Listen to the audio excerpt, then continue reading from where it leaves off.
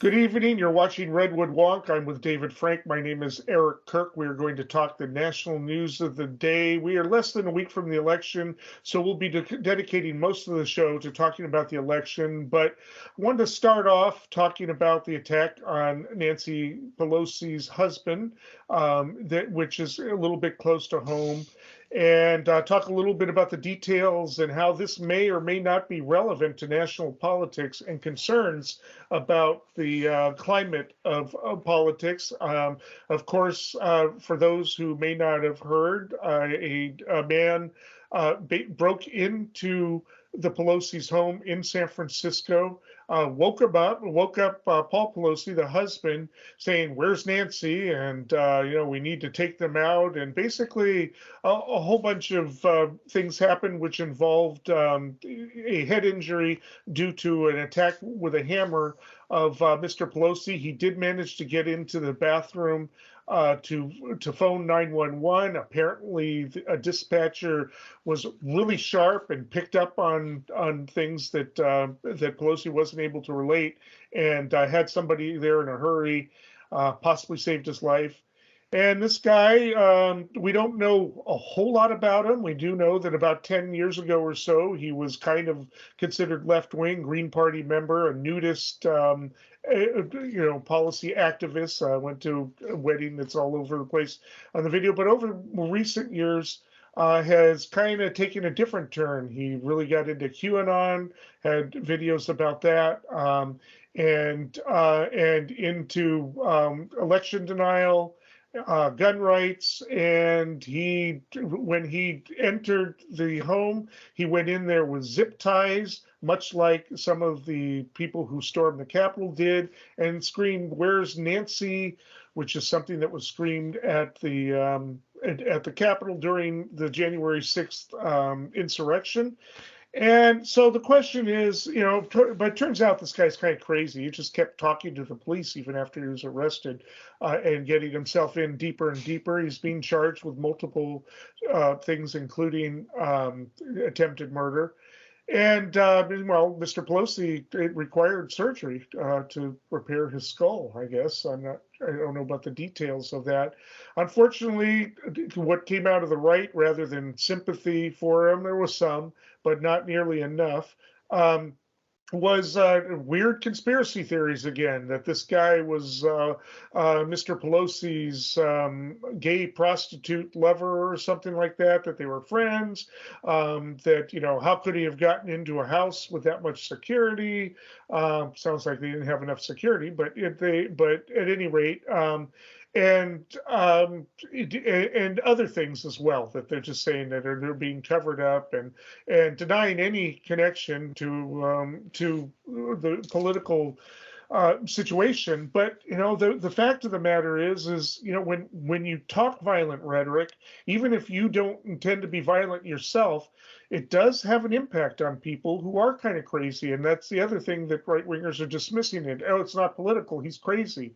But when you fill the climate with really violent rhetoric, it gets to crazy people, and has an impact. So that's where we're at with it. He's been arraigned, and the controversy continues. Dave, what do you want to say about it? Yeah, this unfortunate event.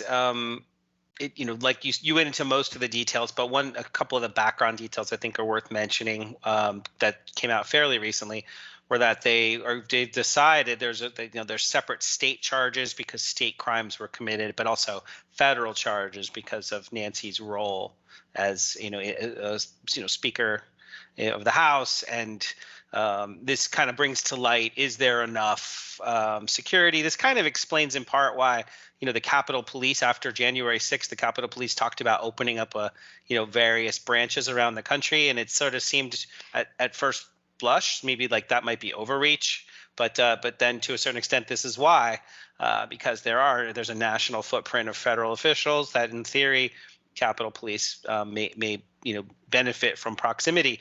Maybe that would have had a slightly different outcome here, but not really, because in one of the things that we don't have all the details, but one of the things I think is a little puzzling is there was this hammer that both of them were sort of holding, it seemed like, but then when the police said drop it, Paul Pelosi responded, and then right in front of the police, that's when he was assaulted.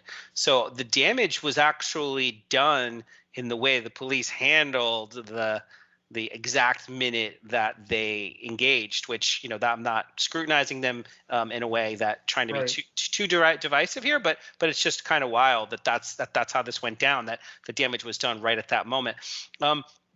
One thing about this too worth mentioning is that DePep said he told he was a leaky bucket right on the police body cam, so he incriminated himself immensely, which would probably tend to some mental defense of not being in his right mind, because typically you don't tell your entire plot and strategy of your criminal spree that you're about to do, that you're in the middle of, right to the police that are intervening. That doesn't seem very rational. But what he did say was that a local professor, this is in quotes, several prominent state and federal politicians, relatives of those politicians were all on his list of other people that he was intending to harm. One other thing, not to glorify this in any way, but what he said he wanted to do was basically ask Nancy Pelosi to sort of repent for the role she plays in the progressive and democratic governance of the House, certainly anyway. But then if she didn't, that's when he wanted to kneecap her like mafia style, and so that she would have to be wheeled into the House chamber to show all the other members of the House what actions have consequences. I believe. Exactly right. Yeah. So this is really pretty sick. But I think that's all worth getting out there. So we'll talk a little bit more about it. But it's clear that like you said, his timeline of his social media accounts, he did evolve. I heard people say that, and I don't go, this is a commentator, I'm not really a social media guy so much, but that his line, he was pretty, his social media timeline paralleled what many of the elected officials were saying and doing over the last couple of years or so.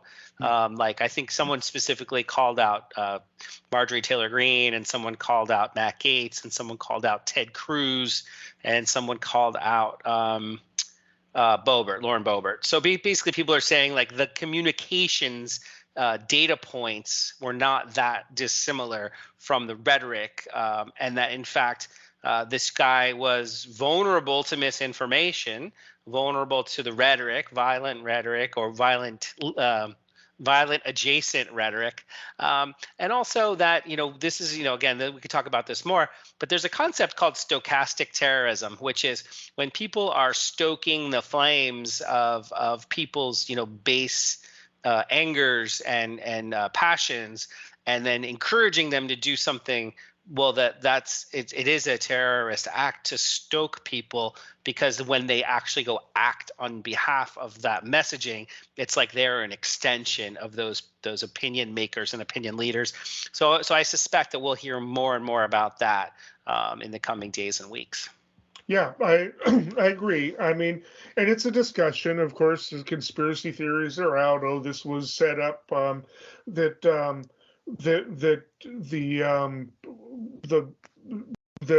That this was done, a week and a half before the election in order for the Democrats to use it, against Trumpism and all of that. And it's really unfortunate, because they almost make the argument as to how they maybe need to share in the responsibility of this.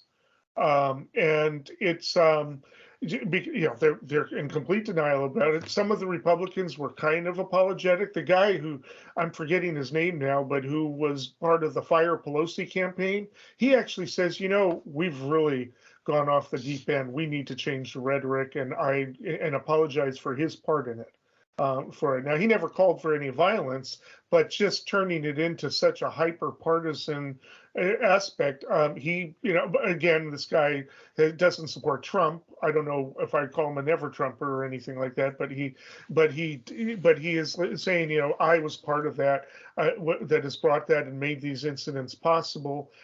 We need to back off. And it brings a lot of fear. It adds to the fear of the people who've now, as of today, the court has ordered them to back away from the ballot boxes in Arizona. Arizona when they're carrying guns, and to stop following people. But it just makes people on edge and everywhere. And if this is something that can happen to Paul Pelosi, it can happen to anybody who speaks out or says the wrong thing to the wrong person. Yeah, and so just to follow up a little bit on the willingness of people to reflect on the when this happens, what may have contributed towards it, maybe rather than maybe not, they're not exactly projecting or accepting blame in any quarter here, but we did see many GOP folks, moderate, I would call moderates, or at least as moderate as they come these days, at least mainstream, maybe moderate's not the right word, but mainstream, so stepping up and saying that violence is not the answer, that we categorically do not want people to escalate our disputes and our disagreements to this type of action or behavior that we have. So there are lots of folks out there that are behaving responsibly.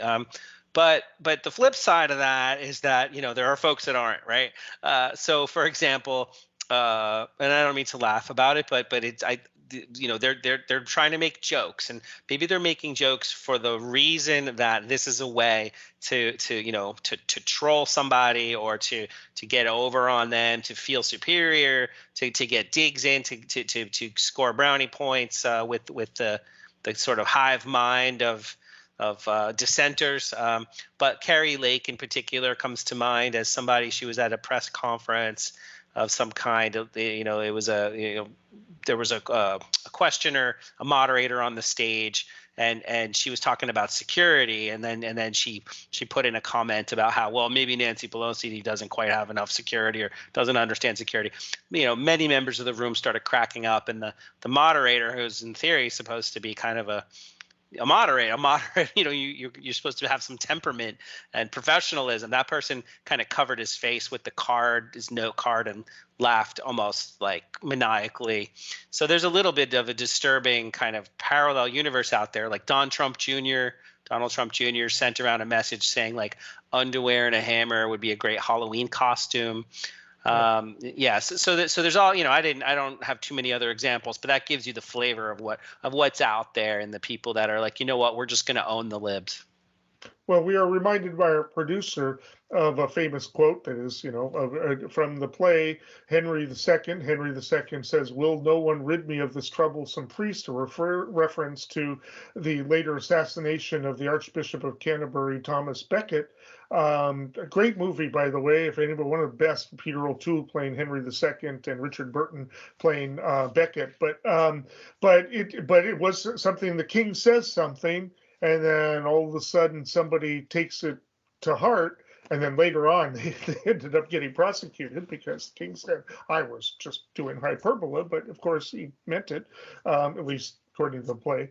But at any rate, when you're doing this and you're getting people to do this kind of stuff, and then you can say, "Oh, but it's nothing I did. He's right. just crazy."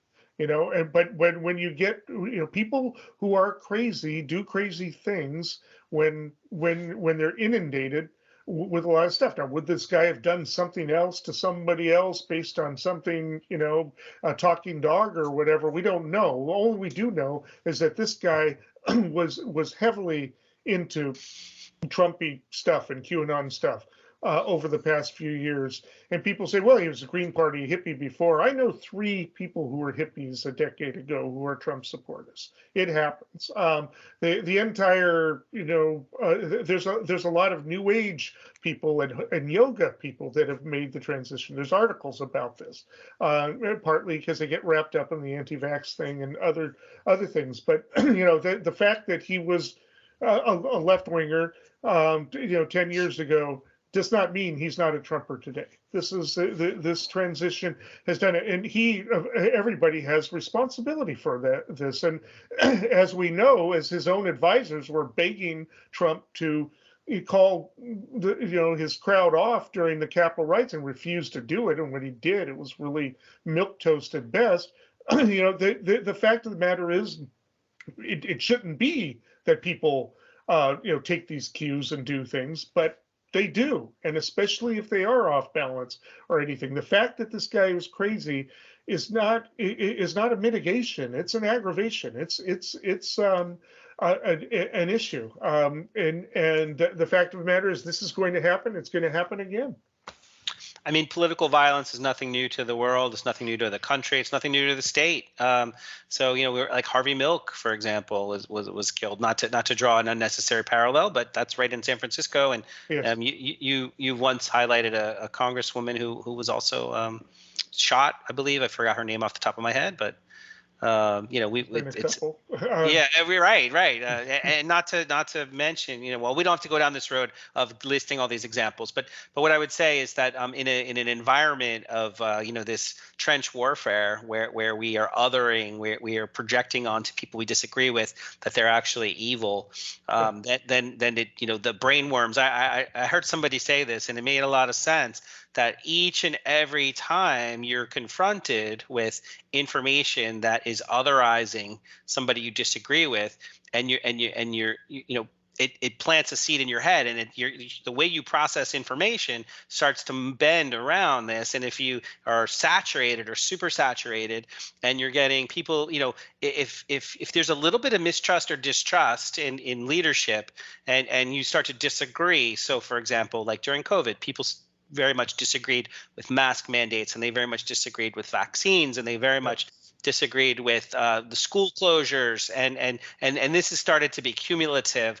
about how there's and then you see all the foreign policy misadventures over the years. So there's this cumulative nature of just that right or wrong combination of factors could lead to more and more of this. People have talked about it and predicted it, and it's unfortunate that it's happened, but I think people really ought to reflect, and hopefully we can engage in more thoughtful discourse than and it really does. Just really quickly to close it out, but we saw this anti-groomer protest and the extremities of people. They're harassing and ink people and the rest, and what wouldn't you do for the safety of children, right? And it's just it's a little scary, because that's here close to home. And hopefully we won't be talking about that much more. Maybe that'll peter out, but I doubt it. I think we will be.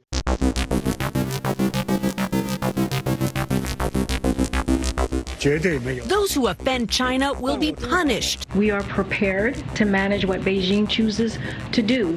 They didn't say anything when the men came. But there are certain insecurities on the part of the president of China as to his own political situation that he's rattling a saber. I don't know. What is the consequence for China if it does continue this behavior? We knew this was going to happen. We knew China was going to behave in this way. Again, it doesn't change our policy.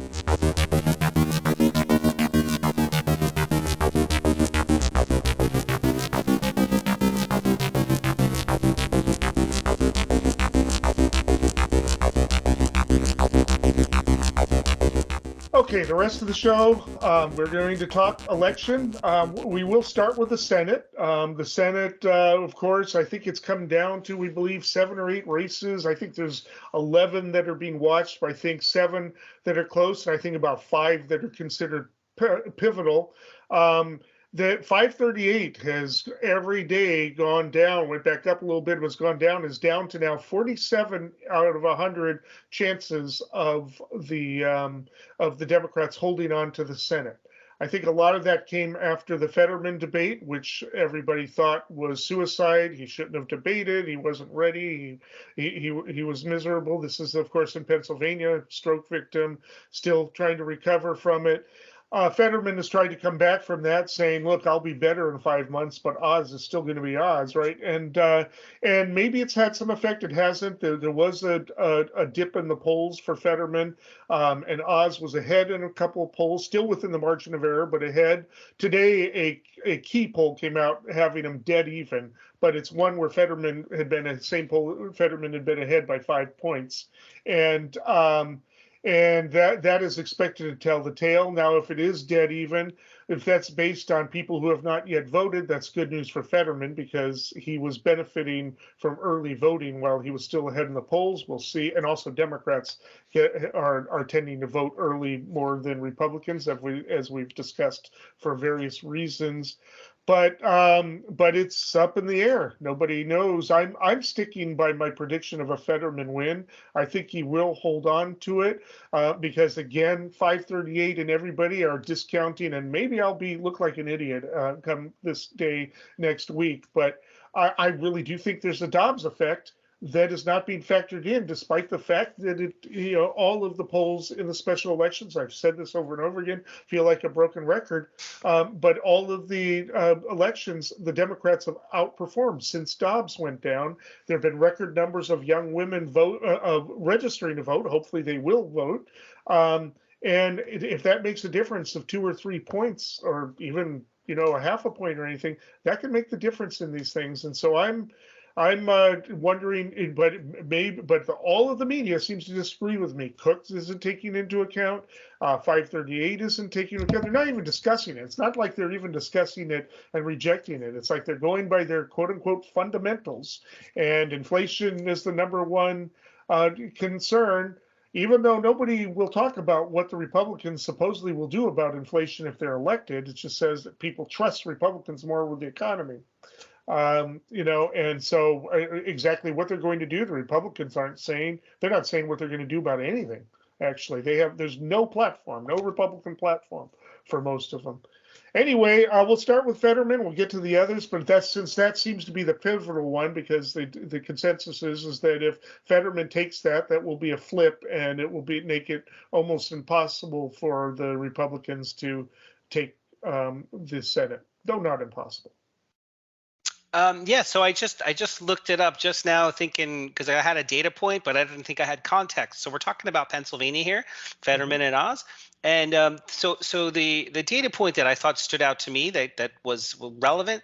The GOP commentators were saying that they spinning the debate result that now that we've seen Fetterman, he's just basically he's shown that his cognitive capacity should be a disqualifier. But the reality is that the base still believes that he performed satisfactorily, and so like you said, some people said he shouldn't have been out there and debating, but maybe it's it's the small d right thing to do, just show up and show them this is what I can do. Also to show you're courageous. That is another line the Fetterman people are taking. And so this data point that I referenced was that because he's still popular with Democrats, and they are giving him the benefit of the doubt, Fetterman here. The thing that was interesting is that since the last election in 2020, Pennsylvania has 600,000 more registered Democrats, which I thought was pretty amazing. That's a huge number. So I looked it up, and it's like 4 million to 3.5 million. So that gap is fairly significant. That really just comes down to an exercise of energizing the base to show up. Turnout. Yeah. So that's, this in a toss-up state, and you can't overstate how important this state is, not to keep, confuse anybody, but when you look at all the models, Pennsylvania is a likely tipping point. It was one of those key states about how the whole Senate's going to go. So it makes sense that you pointed that one out in particular first. The Democrats also do not want Maestrano, if I'm saying that right, winning the governorship. He is really bad news. Out there. Oz, is just kind of seen as a flake and a carpetbagger, but who caters to Trump, but Maestrano is seen as opposed to that as the very real thing. Shapiro is actually well ahead in that race and will probably win. So will he create coattails? It's 10 points currently, so that's a big 10 deal. 10 points, under that. Will he create coattails? We don't know. But I suppose you could argue the same thing on the other side in terms of the Republicans in Georgia. That has all of these abortion and other issues that have come out for Herschel Walker affected their support for him. Apparently not. So it just comes down to who's in the middle, who are the swing voters, and also turnout. It appears that Stacey Abrams just hasn't made the sale, but we got to take into account there that Kemp stood up to Trump, and so has the respect of people who might not otherwise want to vote for somebody who is Trump's acolyte. And Trump backed Herschel Walker. A lot of Republicans are resentful of that. I'm still going with Warnock winning that, even though the polls have been back and forth and show it as a toss-up. Yeah, and just to add a little bit, the most recent poll that I looked at, most recent 538 estimate, was that Warnock has got nearly a half a point advantage, which is still effectively a toss-up. But that's changed, and it's going to keep changing every day.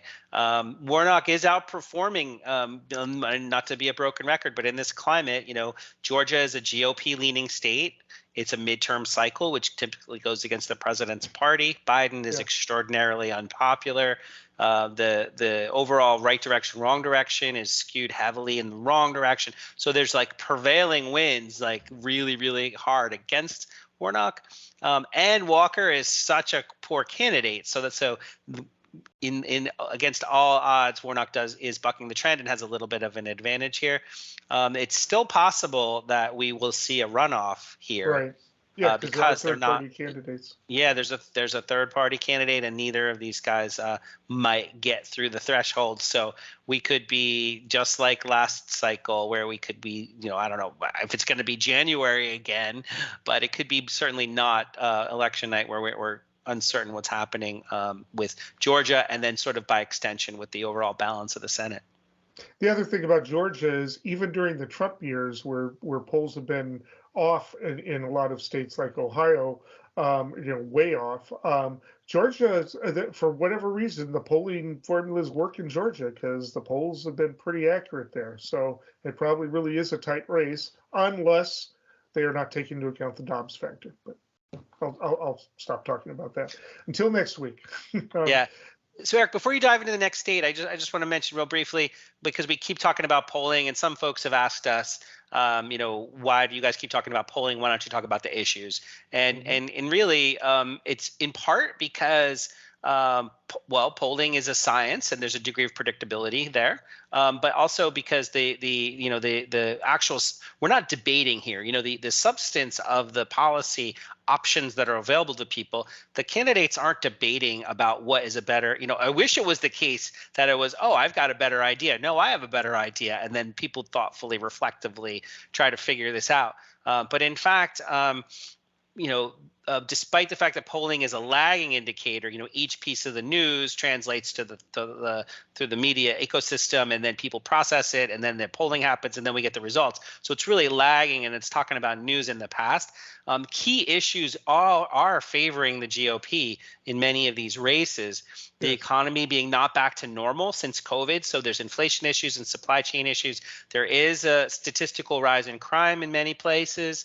Homelessness is a serious issue of concern for many folks. And like I said, right track, wrong track, unpopular president, midterm backlash. But there are mitigating factors. Again, just to kind of be devil's advocate here for 1 second, or 15 seconds. Some people are really sort of disheartened by the Trump legacy and all that he's wrought, and all these criminal cases and civil cases against him. And also, like you said, Dobbs effect, Supreme Court, it's activists. So people have a lack of confidence in them, not just because of the Dobbs case, but a whole grip of cases that they've been deciding, which are, found appear to be based on preconceived notions of the policy outcome, as opposed to, longstanding legal principles. And finally, I'll mention this last piece. Democrats are doing really well in fundraising. So despite the dark money pools that are lined up, apparently, in favor of the Republicans, people always assume that all this corporate dark money is Republican. Democrats are very good at raising money too. And so this last thing I'll mention about this is, you can get a sense of the overall weather in this election cycle is that this money is getting deployed to Democrats are deploying money in most cases to Democratic districts in an attempt to hold the line. So they read the writing on the wall. They know it's not, there aren't going to be a whole lot of chances for them to make headway in red district. We know that part of the reason the polls have moved is because the dark money did get a bunch of ads, and Republicans are better at messaging perennially than they are. Gavin Newsom today expressed complete dismay, said Democrats are on the defensive. They should be attacking. Of course, he's been attacking, right? He's already campaigning for 2024. He's attacked Abbott. He's attacked DeSantis and the rest. So he's already there, and he's aggressive that way. But some of the Democrats are a little bit slow. Warnock was slow, to do it. He relied on other people doing it. And the other very ineffective person is Cortez Masto for Senate. And I think it's actually the Democrats are facing a disaster in Nevada, both in the House races and in the Senate, probably the governor's race too, because she is ineffective. The Latino vote is not turning out.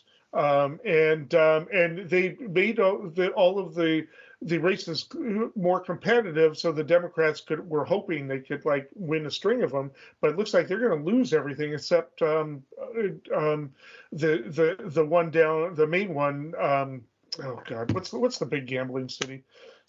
Vegas. Las Vegas. Thank you. Yeah. Other than that, and so I don't see it, and her messaging is weak. I mean, really weak, and she hasn't changed it. She hasn't done anything to change it up. If she wins, it's strictly because Democrats came out for other issues. Unions, the union power of organizing and show up. Yeah. I know we have limited time left. We want to hit 5 states and sure. The key states. I don't know if you have much more to say about Arizona than you've already said in the past. Kelly looks pretty solid. Masters is out there in the suspiciously odd candidate category, but it's still Kelly only leads by 2.5%. So it's really close, but I don't think we think Kelly's in much danger there. No, I don't either. Cook put it into toss up, but again, they're going by the fundamentals and everything and not really looking at particulars there. I don't think he's going to win. I think Kelly Lake win the governorship there, but I don't think Kelly's going to lose that one. I think that covers the 5. I don't think Bennett's in any danger, especially after Trump, attacked the moderate Republican there. Wisconsin, it's gotten closer with Barnes. In fact, Barnes has been behind in the last few polls, although he was dead even in one I saw today. Barnes, again, was on the defensive about crime, about his prior statement about defund the police, not attacking, not saying, I'm pro. Well, he is, but he's not really attacking Ron Johnson on fundamental issues such as reproductive rights and democracy. I think he's done that now, and I actually still think he's got a decent chance, but I think it's less than 50% now. But probably more than 40.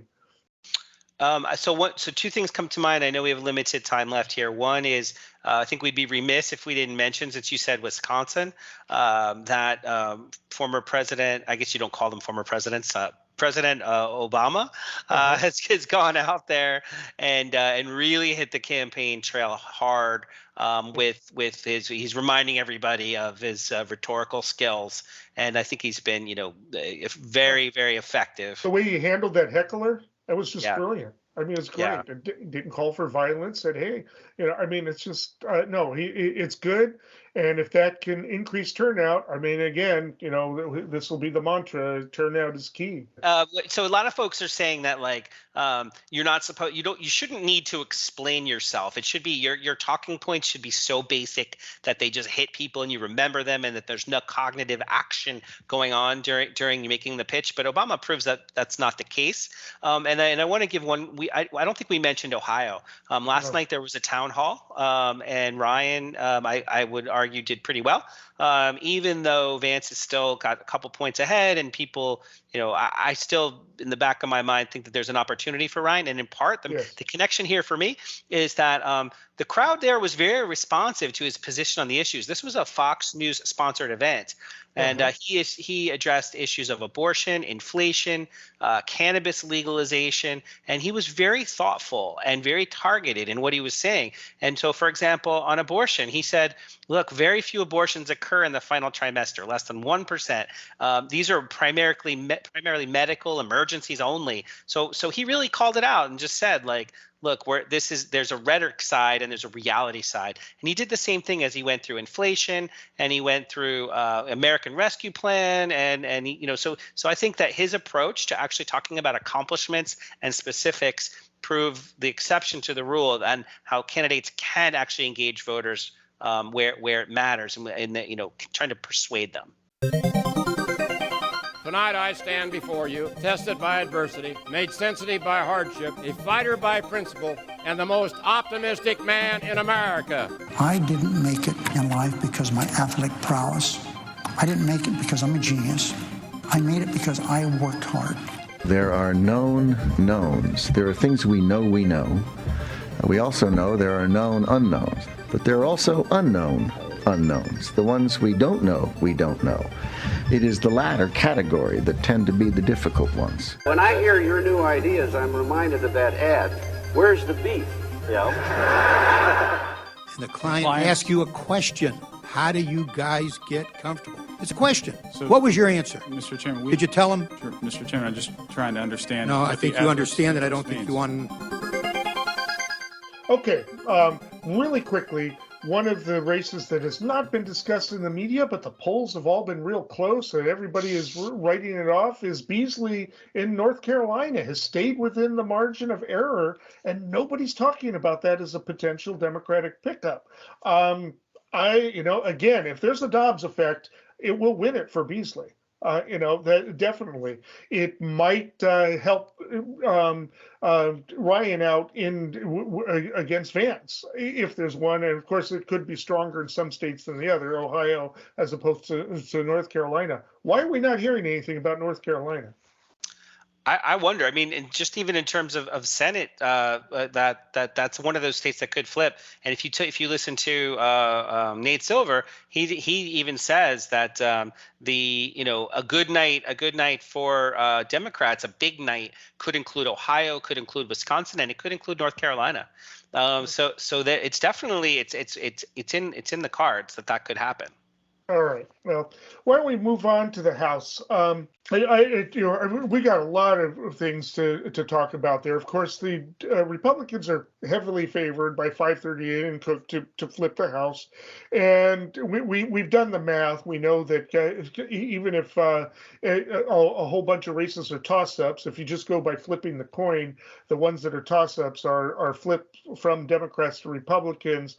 So they'll get more than the 7 people they need to do that. So it's going to be very hard for the Democrats to hold on to the House, and especially since all of the gerrymandering and everything we've talked about, it's just it's stacked against them, and all the lawsuits have been put off until after this election. But with that in mind, I do think the Democrats have a couple of strong points, and I think they've got some real bad points. As I said, I'm predicting a possible disaster in Nevada. They made the 3 New Mexico races competitive in hoping to take one from the Republicans. I don't think that's going to quite happen. I think Harrell will hold on to that seat. There is possibilities of Democrats losing in places like New York and a seat in Rhode Island. Very good, effective Asian American moderate Republican wants to reclaim, the party of Lincoln type of stuff. Might be good, actually, if he gets elected and gets in there and starts, talking to people. He might be like a replacement for Lynn Cheney, and maybe he would play it a little differently. Who knows? But Republicans are looking good in a lot of places. I spoke last week. I think that the Republicans are going to lose the House seat in Alaska. All of the polls show that. But I want to take a look at some of the races in California, and I won't go through all of them, but I'm predicting 3 flips from Republican to Democrats and net. There's about 10 or 11 cases that are really tight. But like Katie Porter's, because of the redistricting, Katie Porter lost some of the progressive voters in her district. I still think she is so effective as an incumbent and really well done and has enough of the vote and has a machine to get her votes out that she's going to hold on in the 47th. Where I'm predicting a flip is in the 45th district. Michelle Steele versus Jay Chen. These are 2 Asian Americans running. And one of the things that's going on is even as Latinos are not turning out and are becoming a little bit more conservative voters in some areas of the country, always have been in Florida, but like in Texas and possibly Arizona and New Mexico. But Asians, because of the violence against Asians and the rhetoric against Asians that have inspired that, they are actually voting more progressive, more to the left this time around, and in the recent elections.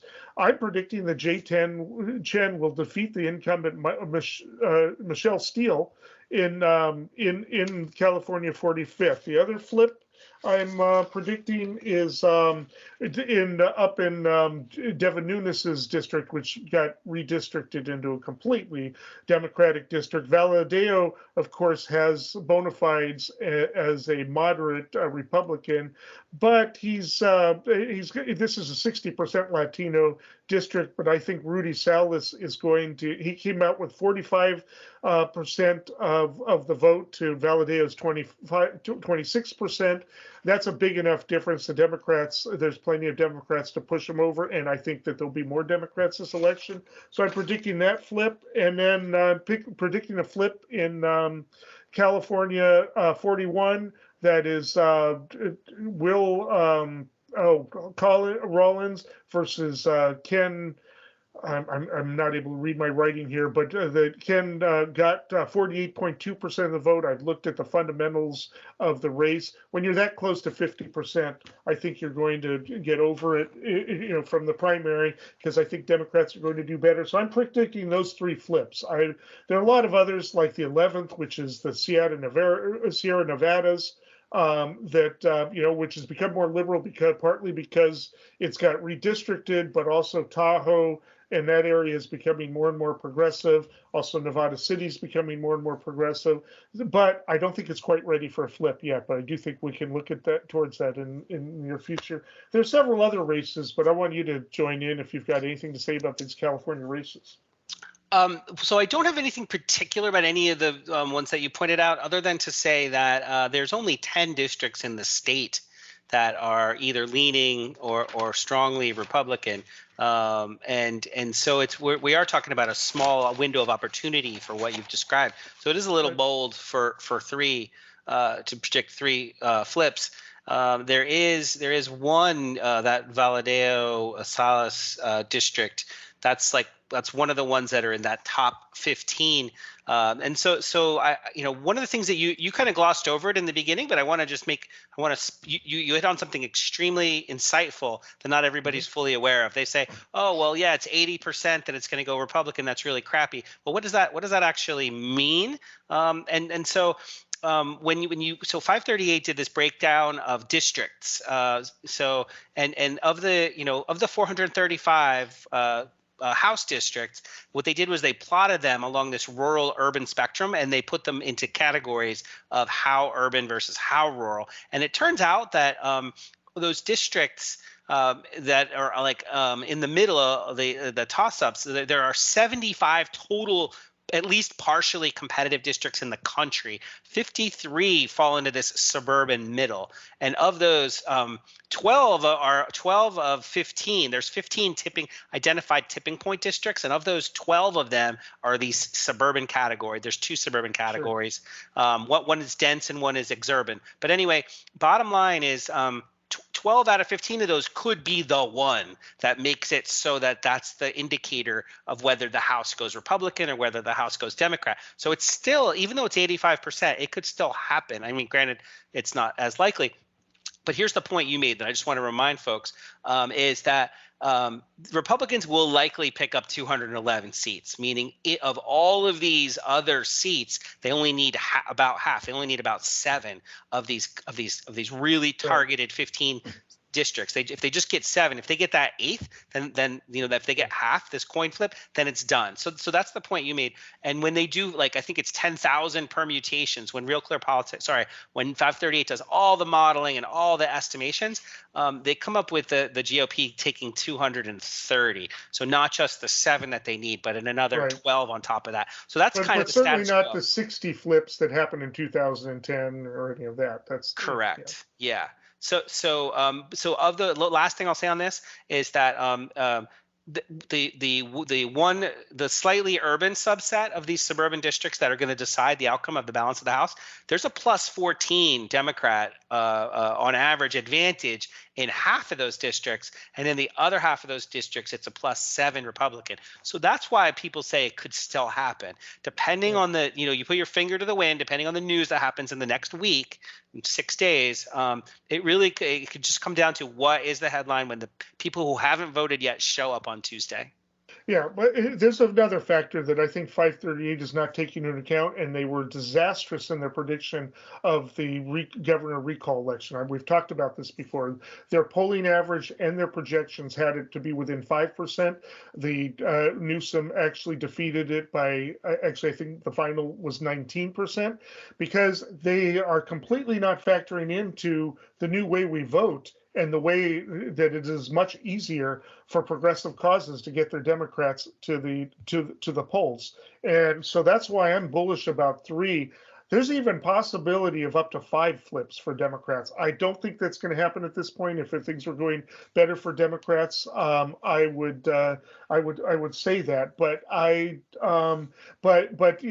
there's a lot of other factors that can happen, and what they've got is lean and likely Republican. I think is a little bit to the left of that, and I think they're going to be surprised, as they apparently completely ignored the lesson of that. And so California and any state like that has mail-in ballots where everybody gets a mail-in ballot, Democrats have an organizing advantage to that, and they didn't do it so much in the primary because it wasn't necessary, right? But this time around they're going to be working on that. They're going to be getting those votes out, and the early turnout is pretty good.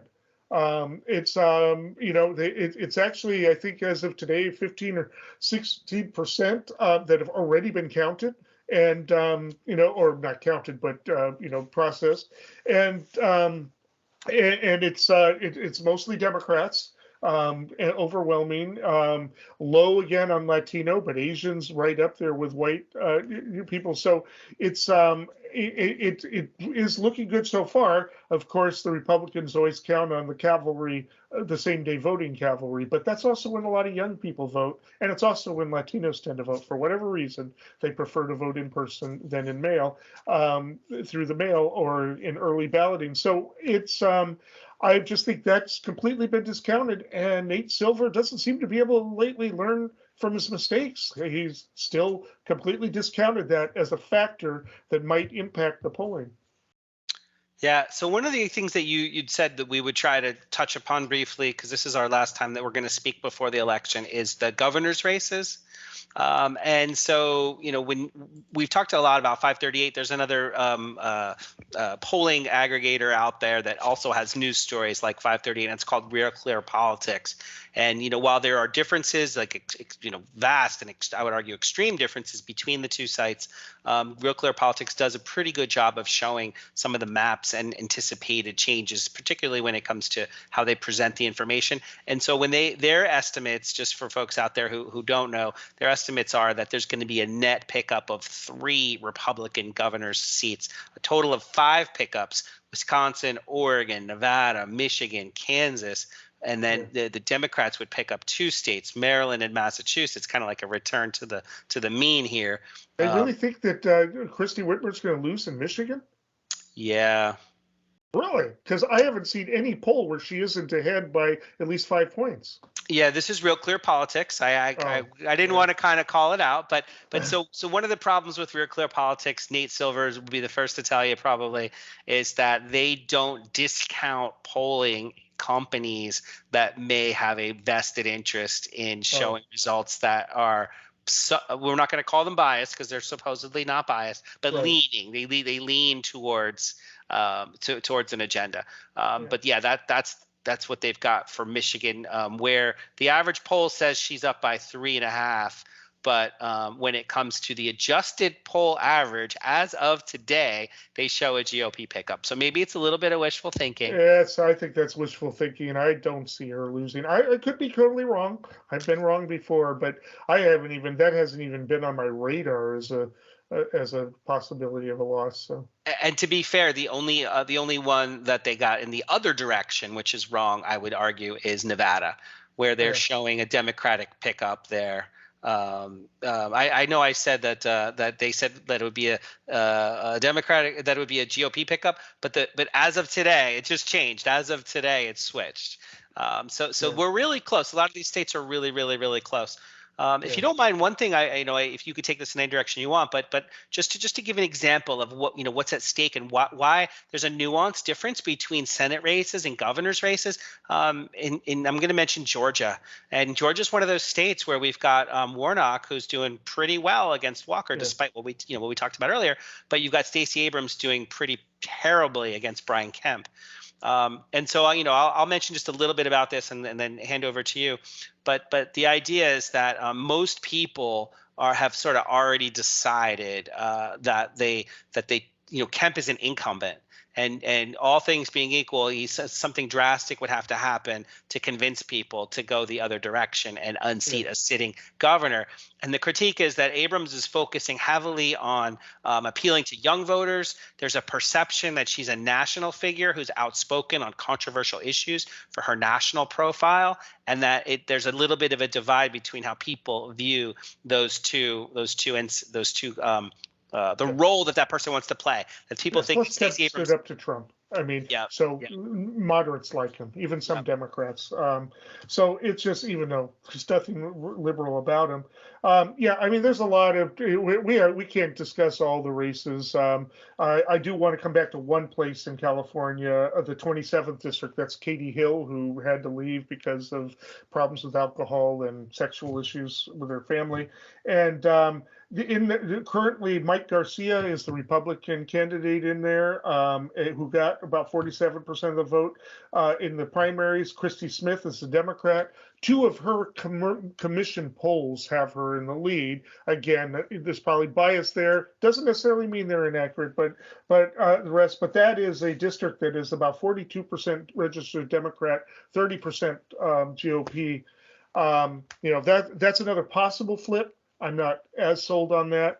Also going to predict real quickly locally that Juan Cervantes is going to win that race. I wasn't sure of that until very recently, but where I've seen the signs and the people endorsing him, I think that maybe you want to quickly comment on whether you have an opinion about that. No, not in particular. I mean, I know him and have nothing but positive things to say, but I don't have a strong opinion either way about his election results. I think he'll win by 5 or 6 points on Cervantes for recorder, registrar, clerk. But anyway, that's as much as we can discuss today. We'll see. We'll be back to discuss the accuracy of our predictions.